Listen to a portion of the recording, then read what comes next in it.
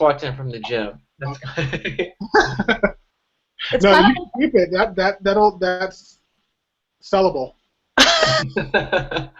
I got one of these Fitbits for Christmas, and I'm kind of like obsessive compulsive about it. That's the difference between you and me. I asked for one for Christmas, and then it got closer, and my mom's like, "Well, I'm gonna get it for you," and I was like, "I don't know if I can commit." So like, I don't have it. I didn't even get a Christmas gift because she's like, "I didn't know what the fuck to get you." I love mine. Yeah. They gave us misfits through our, like through Oscar's health insurance, but I don't think it works. I couldn't figure it out. They give you Fitbits and Oscar's health insurance? Misfits. It's like the off-brand of Fitbits. Oh my gosh, that's funny. Sorry. Which is exactly why it doesn't work. Ah. They give you Fitbits for your Obamacare. That everyone gets a Fitbit. You get a Fitbit, and you get a Fitbit, and you get a Fitbit. Jess, look at your new apartment. It's so nice. Oh yeah, thanks. It is. I really love it. It's really great. I don't have enough stuff for the walls yet, but it's getting there. We'll turn it around can you turn it around so we can see your book wall and stuff? Yeah, hang on a second. There's my big art that I bought in Santa Fe last year. Nice. Cool lamp. I love that. That's great. Thanks, and all my books. And then I got this like really rad, like 12-foot wall of all my family pictures and stuff. Wow. Yeah, and then my little kitchen. That's a That's great. Yeah, it's really nice. I love it. So nice. It feels like home, which is good. And this is where all the magic does not happen. Yeah. Are you at your farmhouse or country house? Or are you? Yes, I am. Yes. You have a gym there? Yeah. That's awesome. But you also did you say I just got back from the gym, which is basically like your garage? No, there's a gym down the street that I go to. Oh, okay. No, I thought you had a gym like in your house. I was like, No, I don't. I don't. Fitbit when you have a gym in your house. We've been trying to get you on the Give Back concert for the last however many years, but our schedules, your schedule in particular, has been so crazy, and so it's so great to have you this year and on the blog. So thank you for coming. Thank you. I'm glad it worked out finally. I feel like we're kind of having a slumber party, like through Google Hangouts tonight. I was the only one without clothes on, so well. It's the No Pants Hangout. Nobody say that, right? Well, I'll drink to that.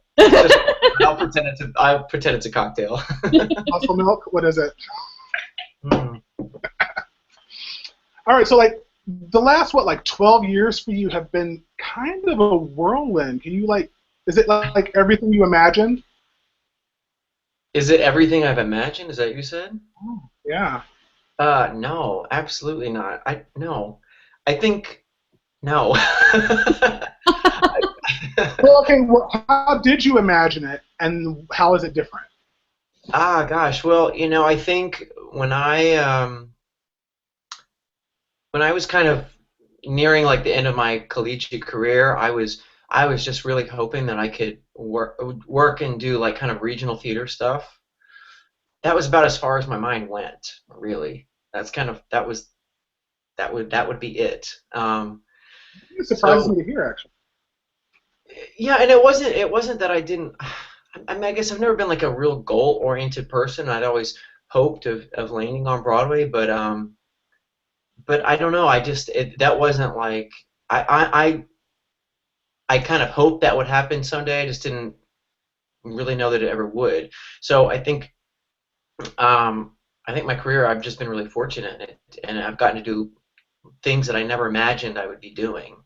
So that's been kind of cool. It is the best thing ever to set your expectations low. I do it all the time. And then I always win. It comes out great. But do you know what, Jess? Here's the thing. For me, that was setting my expectations high. It really was, because like I had a hard time getting into colleges, getting into programs. So if to be able to work and make a living as an actor, that for me was setting my expectations really high, I thought. crazy to hear that because I feel like I think the first time I remember meeting you is that you I was like, hey Holland, I had met this girl named Holland who was your best friend, and I was like, Holland, I'm going to go to rehearsal. You want to ride together? And she's like, oh well, my friend Kyle is picking me up. You can ride with us. And we had that first rehearsal for Secret Garden. I remember you singing, and I was like, oh, who's this boy? Who's this? Were you a freshman? Yeah, I was a freshman. Yeah. Yeah, but I was also the only person that was not mic'd in that show. That's how important I was. Oh, shut up, though. But like, I was moving furniture and like singing at high C. Oh, we were all moving furniture. That was the point of us in that show, was to move furniture around, wasn't it? I don't know. I was certainly driven. I mean, I wanted to be really good. But you know how it is. When you're in college, it's such a fishbowl, and you kind of just have your friends there, and I never felt like competitive in college. I don't think that we were. I don't feel like we were. I feel like it was like a healthy competition where it was like, I may not be able to outsing Kyle or Avery or Andrew, but I'm going to go up there and try. But it wasn't anything nasty. Yeah, no, I feel like we all kind of pushed each other, and but you know what I mean. I never felt like, oh, I'm gonna get that role from that person. It never felt like that. It felt like a training ground. When I look back on it, that's kind of what it felt like to me, at least. So. Yeah, and can we just take a second, because it's a perfect time, and talk about the fact that Bob Westenberg is going to be the head of the department at our alma mater, Missouri State University? I know, it's incredible. I think that's such a great get for our school, and I think he's going to offer a lot. And I mean, I know you've met Bob, of course, and you know, he's just so level-headed and has so much experience behind him. I think it's going to bring a lot to the program. So it's exciting. I do too, and I think it's really impressive. I endeavor to be a person like this. Like, he's the best at what he did when he was on stage, but he's now also an incredible educator, which is really amazing and is going to be so good for the kids, I think. Oh, absolutely. I mean, he's got a lot of teaching behind him, but also has a lot of real-world experience behind him. So it's a really rare mix to have that, I think. Mm-hmm. They're lucky to get him. It's exciting. Go Bears! Go Bears! Go Bears! So I want to do career word association with you, Kyle. You only have to say one word. Okay. Think of it as quickly as possible. Okay. Yeah, all right. First show, Altar Boys. Whiffer. What? You can't question him. You said say the first thing that comes to his mind. Whiffer, that's the first thing that came to my mind. Next show, The Wicked Tour. Wicked Tour. Oh, gosh, just rehearsal. That's what that reminds me. Wicked Broadway. Fun. Family. That's what I think of there. Xanadu. I've got lame words. The first thing that comes to my mind is just roller skating. That's fair. I think that's totally fair. I mean, I was honestly with that show for such a short amount of time. I think about that show and I'm like, roller skating. That's what I remember from it. I remember we roller skated. Fall in the show ever? What's that? Did you fall in the show ever? On your skates? You know, I don't remember. I feel like I must have once at least. No. I just was not there that long. I only did that show for 2 months, so. Really? Were you a good roller skater before you did it? I thought I was. I was. And then I got there and they needed me to be like Nancy Kerrigan on roller skates. On a stage, I mean, that's the smallest house on Broadway. I mean, the stage is the size of a dining table. And so everything was just right on top of itself. So it wasn't about like skating, it was about spinning and stuff, which I had to learn to do. So by the time I got it, I left. It's about staying on stage. That's exactly it. That's exactly it, yeah. Next to normal. Oh, just hard. Just difficult. On stage, off stage. You've had? Most challenging? Yeah. Yeah, Pippin was very challenging too, but that one was just challenging, just emotionally, vocally, and I mean physically it was exhausting as well. But yeah, that was just it was hard. That was a hard one, like to do for life. To do, like Yeah. my life was affected doing that show. Like Hmm. living in that kind of emotion, right? I can imagine. Yeah, and just living that kind of emotion, and then just living what you have to live to be able to do that show 8 times a week. It was just kind of isolating a little bit. You know what I mean? That's what I remember talking to you about. I don't know, we were at something and we were chatting. I remember you saying, like, I can't go out, I can't do anything. I don't think that people always realize that this is actually also a job sometimes, you know? Yeah, and here's the thing: like, you don't have to do that. A lot of people don't do that, and they call out of shows, and they'll do 7 shows a week or something like that. But for me, go to such a dark place, and I become very depressed when I don't get to go to work because I love doing it, and I would rather live like that and be able to go to work than I guess I don't know. It's just a hard balance sometimes, Some sh- Hmm. most shows it's easier to do, but that one in particular just and I also did it for 2 years, so kind of just the grind of it kind of gets to you after a while. That's crazy. So Yeah. then that show, obviously, you mentioned Pippin. Give me the word for Pippin. Circus. Well, you like basically went to like circus school, didn't you? Yes, yeah, circus school, and then we also did circus training before every show for an hour. So it Oh. ended, and that was really difficult for me. Those skills do not come naturally to me at all. So it was always a struggle to do that stuff. So Yeah. it's painful.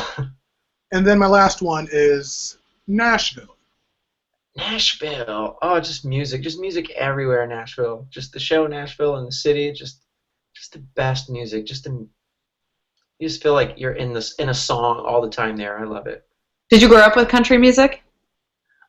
Yeah, to a certain extent. Like some of my sisters liked it. My parents were never really big country people, but I grew up in Arkansas, so it's everywhere. Right, right. I think I like it now more than I did growing up, though. Honestly. I wonder, and it has such a nice like pop influence to it these days as well, right? That it's like more of a hybrid genre. Yeah, it does. It does. It certainly does. I think it's in a really amazing kind of place right now. But I think part of it too was that when I was growing up, the last thing I wanted to be was just another country bumpkin. Like Mm. I wanted to listen to things that weren't so country. And now that I've lived in New York City for, you know, however many years, 13 years, 12 years, 10 years, I don't know. Hold on, Now I'm like, now I want to identify myself with that. that's awesome. Real quick, back to Pippin. Did you have a major stage mishap that happened in that show with you? Oh gosh. Besides every single day, Stupid. yeah, I think probably the worst thing, the thing that still haunts me, is that the acrobats in that show are real acrobats, like trained, like Cirque du Soleil people. They're not musical theater people that have been trained to do this. And because of that, we didn't have swings for them, so they never really missed work unless somebody had a major injury. And if that were the case, then they just covered for each other. And so we were down like 2 acrobats or something like that, something crazy because there had been injuries.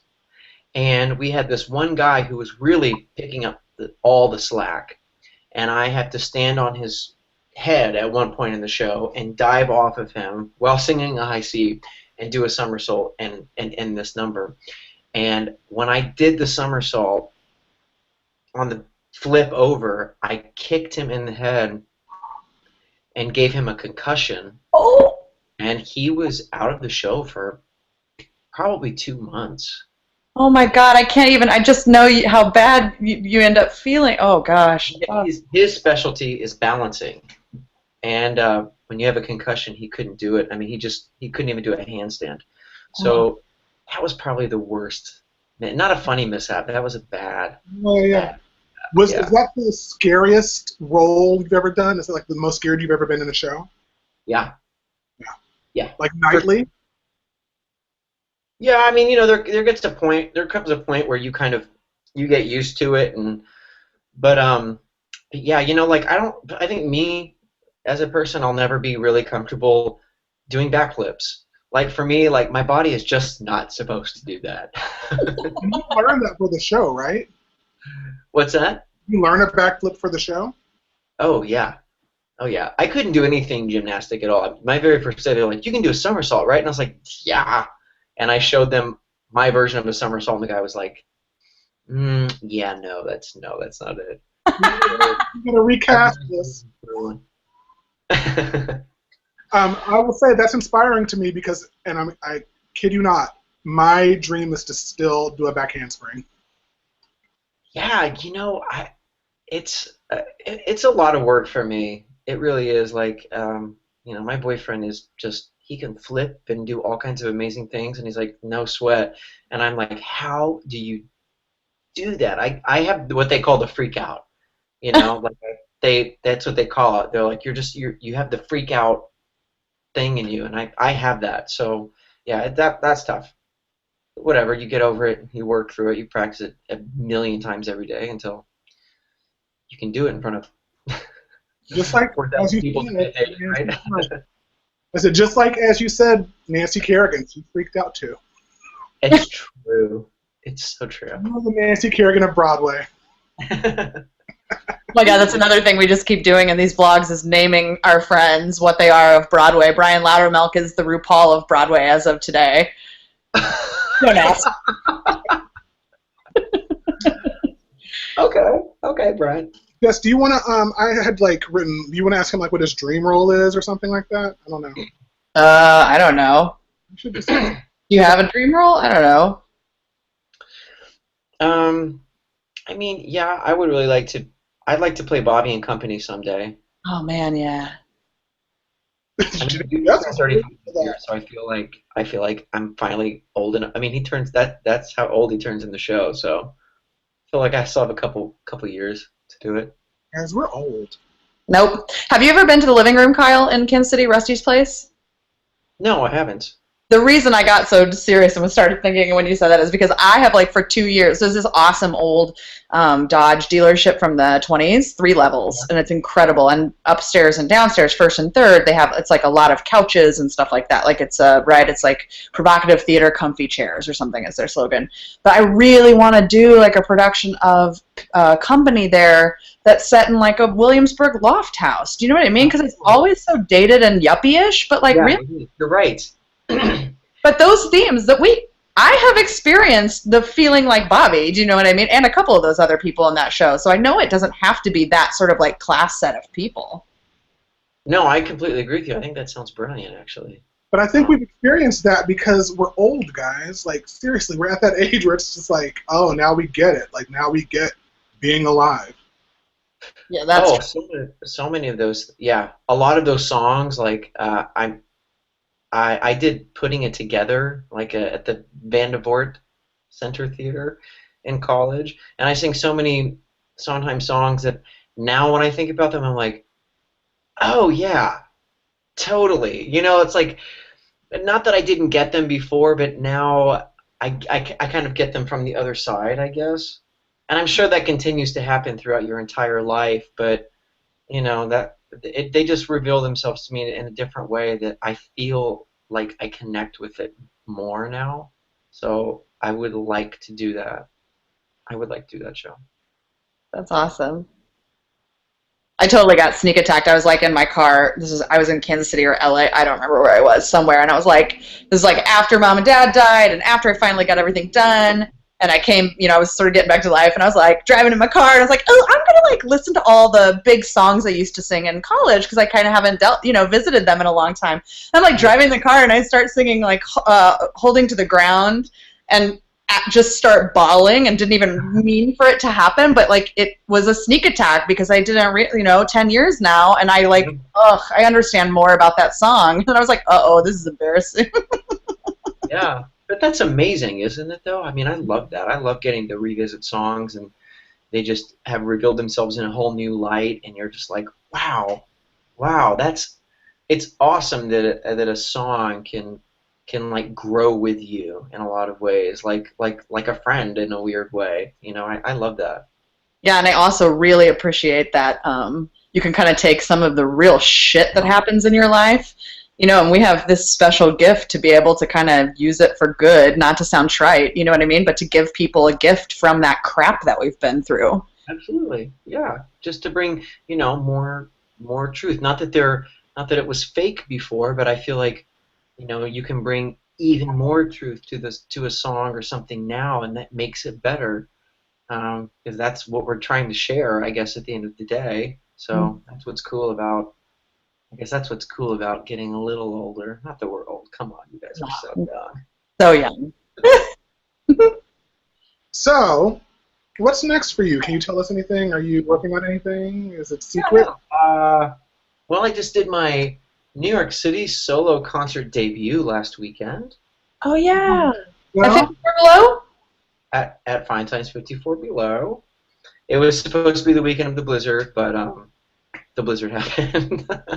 So I was going to do 3 performances, but now it's just going to be 2. We weren't able to reschedule because of my schedule, but one more of those, and got some symphony gigs coming up this month, and start a new. Do you guys know I do cartoon voices? Do you know that? I was on a Emmy award-winning show on Nickelodeon for many years called Peter Rabbit, and we've ended that one, but I'm starting a new one actually this week. It starts called Sunny Day, and that'll be on Nickelodeon as well. And I just got back from Nashville on Friday, so I'm still kind of doing that. I'm going to Amsterdam to do Pippin, do the European premiere. I'm just going to go do it for 2 weeks because that's all I can handle. So I'm going to go do that in Amsterdam at the beginning of next month. Really through the end of the month, but so. Is that allowed to be on our blog, or are you going to get in trouble? Oh no, it's been announced. Okay, great. Yeah. Kyle Dean Massey, kicking ass, taking names, and not sleeping or eating. I'm going to go stuff my face as soon as we're done here. So We were both talking about that. I'm having chicken tacos at 9:30 at night. Oh, it's all good. Yeah, me too. So, we're going to start trying to wrap this part up, but I want to ask you, now that you're going to be a part of the Give Back concert, do you have like a history of giving back? And if so, why do you choose to give back? And it doesn't have to be about Broadway Unlocked by any means. Yeah, I think, I guess the way that I personally feel like I give back is usually with like young theater people or younger gay people, because I just think about my own life growing up and think about the teachers and things that I had that were so encouraging to me, that really helped me kind of give me confidence to go after what I wanted to do, like as a performer. So I like to help. I like to do that. I like to go and speak with students and give them a little hope and share my story, which is, had an inauspicious start, and still ended up fine. And I also like to speak to young gay kids in small towns, especially from the South, because that's still kind of a part of the country that is still stuck in the past, I guess, is the best way to say it. And I think kids down there especially feel alienated and feel different and feel shunned by their families still. And so I think it's important for them to know that that's bullshit and that everything will be fine. I do feel responsible for that in a lot of ways. So I guess that's the way that I do in my own way. It's something else to have a platform, right? So that you can do that kind of stuff, and you can have a voice that people listen to. Oh man, that's the best part of the gig, isn't it? Oh, sorry, that's me. Yeah, that's the best part. So. And what's great, really, is that what we've learned, whether you're gay or black or Hispanic or Asian, is the idea of concept or the reality of inclusion of everyone, so someone can see themselves, on screen or on stage and go, look, they did it too. You know, I don't know. Yeah, I think absolutely that's it. Yeah. I think that is important. I think it is important for people just to have, really, just to be visible, just to be visible of with who you are, and show people that people like you can do that. I guess, you know. And show people that are not like you that in the end we're all the same, regardless of what our race Oh is. yeah, absolutely, absolutely, yeah. It's one of the I think the neatest things that's happened a couple times with the Give Back concert is I've been able to a couple of our friends are survivors of violence and also do Broadway, and so they've agreed to speak a few times at the concert, and that is my dream. You know, we're on YouTube, we're live streaming to thousands and thousands of kids watching this concert, and there's that Broadway person saying, you know what, this happened to me. I'm not ashamed of it. You don't have to be ashamed of it. You go ask for some help, and then you get your life back, and you go on, and then you tell other people about it. And it's the most inspiring moment, I think. Yeah, I think I think just young people are so impressionable, and a lot of times they just their worlds are smaller. I guess is the only thing you can really say. And sometimes when they have an online platform like that, and they can see out into the world in different ways and see people that they can identify with and know that they came through something, that's a very empowering thing. So that's what's really cool about Broadway Unlocked, is that it just has the power to reach so many people in all corners of the world, which is something that we didn't have when we were kids. It's amazing. It's access to our favorite performers, our favorite celebrities, and at the end of the day, Khalid Massey is just like, you know, Bob Smith in Denver, Colorado. That's right. And I love Diet Dr. Pepper just like you. We all love it. Let's be real. That's amazing. Fabulous. Thanks, Kyle. Yeah, you guys, I'm excited to come play with you soon. Yeah, I miss you. I haven't seen you in so long. I know, it has been a long time, hasn't it? Jeez.